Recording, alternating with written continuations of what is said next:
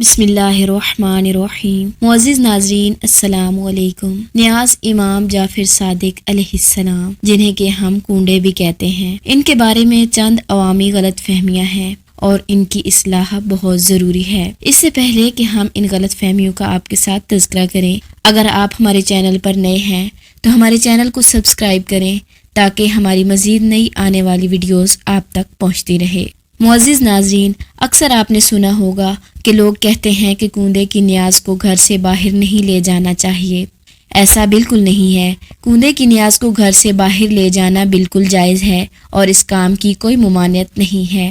اکثر اوقات ہم سنتے ہیں کہ اگر کوئی خاتون حالت حیض میں ہے یا اگر کوئی مرد اور عورت حالت جنابت میں ہے تو وہ نیاز نہ بنا سکتے ہیں اور نہ کھا سکتے ہیں۔ ایسا بالکل بھی نہیں ہے۔ کوئی خاتون اگر حالت حیض میں ہے یا کوئی مرد اور عورت اگر حالت جنابت میں ہے تب بھی وہ یہ نیاز بنا سکتے ہیں اور کھا بھی سکتے ہیں۔ 22 رجب کو کنڈے کی نیاز دینے کا بہت ثواب ہے، لیکن نیاز امام جعفر صادق علیہ السلام ماہ رجب میں اور اس کے علاوہ پورے سال میں کبھی بھی بنائی اور کھلائی جا سکتی ہے۔ پہلے زمانے کے مومنین نیاز امام صادق علیہ السلام کو کنڈے میں رکھ کر پیش کرتے تھے، لیکن ایسا کرنا کوئی شرعی حکم نہیں ہے اور بالکل بھی ضروری نہیں ہے۔ آپ نیاز کے لیے کوئی بھی برتن استعمال کر سکتے ہیں۔ کنڈوں کی نیاز میں آپ کچھ بھی پکا سکتے ہیں، صرف میٹھی پوڑیاں پکانا ضروری نہیں ہے۔ معصومین علیہ السلام نے کبھی بھی نیاز وغیرہ میں کسی مخصوص کھانے کو پکانے یا کسی کھانے کو نہ پکانے سے منع نہیں کیا۔ یہ ضروری نہیں ہے کہ نیاز کو ساری رات میں ہی پکائیں اور پھر دن میں کھلائیں، بلکہ دن میں بھی بنا کر کھلائی جا سکتی ہے۔ لکڑہارے کی کہانی کسی بھی مستند شیعہ کتاب میں موجود نہیں ہے، لہٰذا اس کو پڑھنے کے بجائے مستند کتابوں میں موجود معصومین علیہ السلام کے مستند واقعات کو ہی پڑھا جائے۔ نیاز پر جو ختم دلایا جاتا ہے اس میں مستند واقعات کے ساتھ ساتھ تلاوت قرآن، حدیث قصہ اور دعائے توسل وغیرہ کو پڑھا جائے اور مومنین کی صحت و سلامتی کی دعائیں کی جائیں۔